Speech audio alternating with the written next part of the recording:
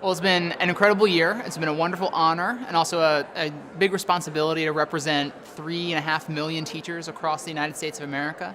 We've gotten to do it in all kinds of different settings, from small town Midwest Kansas to Washington, D.C. National Policy Forum for policymakers.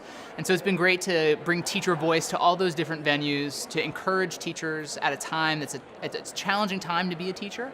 And so I think it's important to encourage teachers during this time, but also to be a voice in other arenas where teachers may not have a voice otherwise. I think one thing I've seen across the country and now here in Australia is there are incredible teachers doing amazing work for our children, and too often we don't hear their stories. But it's been so inspiring to go to all of these different places and talk to teachers about what they're doing in their classroom and what's going on with their students, and just being completely inspired by what's happening across the country. So that has really been encouraging for me to reinforce those beliefs that there are great teachers doing great work everywhere.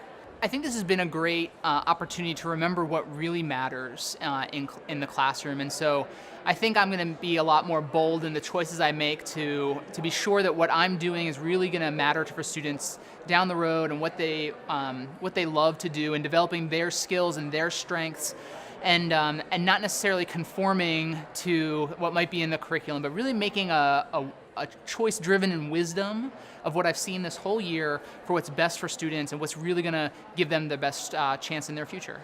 So I would love to have administrators be not just data driven, to be data informed and wisdom driven, so that they are combining that wisdom and data to really move practice forward, that teachers feel trusted to do their work, that they have space to be creative, and they have safety to be creative and be innovative for what students need, not in a reckless way, but in a way that really is driven by the wisdom of their experience, knowing their students well and doing what is necessary for them. So I think administrators really taking that perspective that it's a learning organization for everyone in the building, that teachers need to grow in their practice and they need growth and opportunity, and that students need that as well, and they need teachers who are learners. I think we need to be careful about putting too many eggs in one basket, which is a standardized test score.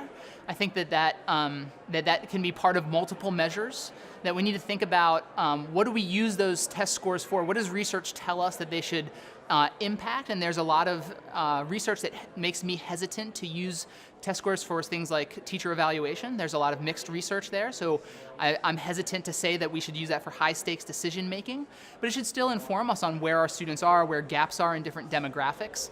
I think that we really need to push toward better inter-rater reliability and observation, so that principals are all seeing the same thing, grading the same way, so that we give better feedback to teachers, that evaluation is a learning process for teachers, and that we have the opportunity to learn from one another.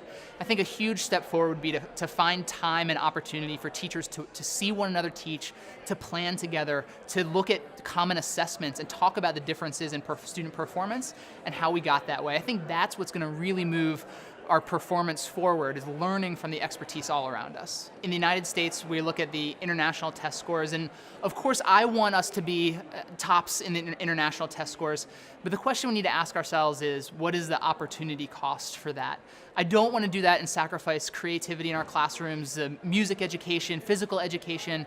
I think a strength of American education has been creativity and innovation and independent thinking. And I think that, I spent 2 months living in China, and I did not see those. They had great test results, but I didn't see that same innovation and creative thinking. And so I had Chinese principals coming to my classroom to see how we were doing that in America, and now we're chasing them. So we're kind of in this cycle. I think we need to be sure not to lose what is great about our individual systems while still learning from others to enhance what we do. I would ask us to think about, what do we want for children? I think we want great teachers in every classroom. I think, how do we inspire people to go into classroom teaching? And one aspect is to celebrate great teaching and what that looks like. And so when we do the opposite, I think that hurts our talent pool for who's going to go into the teaching profession. And instead, if we were to focus on celebrating teachers who make incredible differences, and these are powerful stories for what teachers do. They did it in my life, and I've been blessed to have the opportunity to do it for some students. We celebrate these stories and we highlight these heroes and the work that they do for children. I think we can inspire more talented young people to go into the profession, which is what I think we all want for children.